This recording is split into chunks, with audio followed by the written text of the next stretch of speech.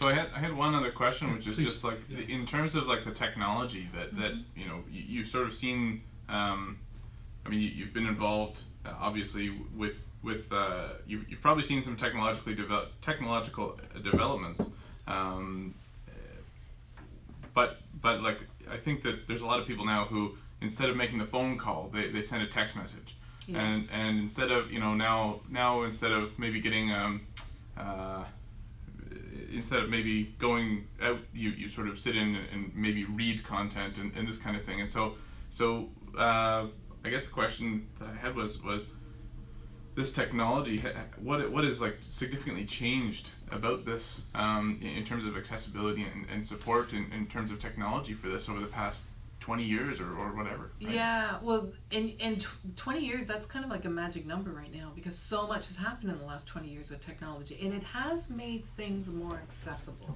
definitely.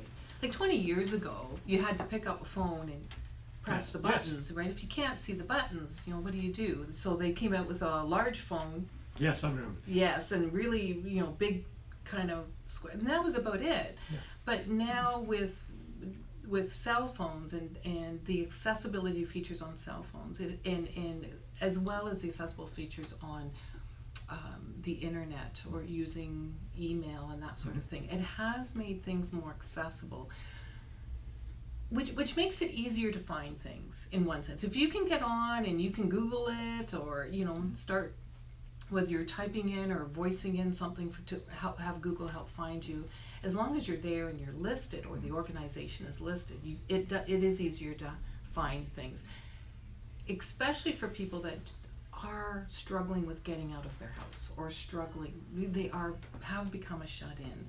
They're not meeting people, they're not getting out there and talking to people to find out about things. It's still, I feel, the best way to find out about something, because if Lindsay came to me and says, oh, well, I joined this group, they're great, I would trust Lindsay over a review on the internet myself, Yes. right? Because I know Lindsay and I would trust him. So we really encourage people to try to get out. If you do find out about something, to get out, because talking with other peers really does, it just motivates you to try new things or to come out a little bit more and to get out of your I can't speak about that enough, because I have seen so many people They go into hibernation. yeah, they're just afraid.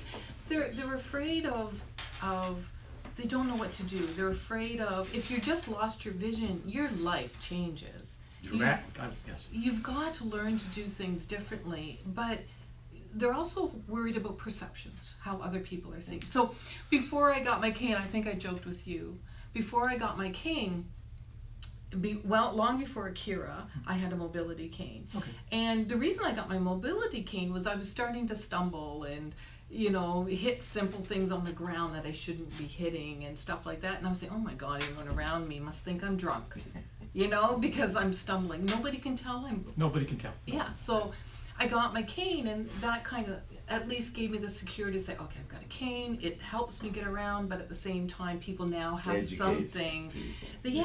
that they know that this cane means I have low vision. I'm not drunk. I just have low vision.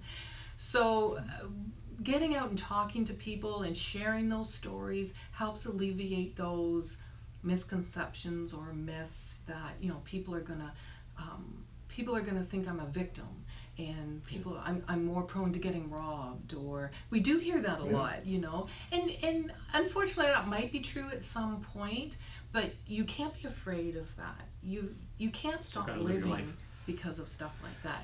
But there's ways that we can learn to offset The that. change is, and Leslie hit the point, it's,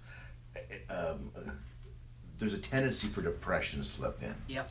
So when that crack opens, you don't want to go anywhere. And I went through it. It was a friend of mine who identified it. Like, I didn't want to get off the couch. We'd be leaving the house, and I just tell my wife, stop, I'm getting out of the car, go back in the house. We couldn't manage it. But I've been able to get through that. But through our trip to Campbellford a couple weeks ago, and seeing how interactive and how mobile people that are completely sightless, Okay. with their dogs, with their cane, with their volunteers, and what they were doing, was the biggest motivator for me to say, you know, They're worse off than I am. yeah, exactly, and look at what they're doing. You know, it's not what they can't do; it's what they can do. Exactly. And, Oh, that's so good. it You're wasn't right. those people were just such motivators for me, and I was just looking at them going like, and I'm feeling sorry for myself.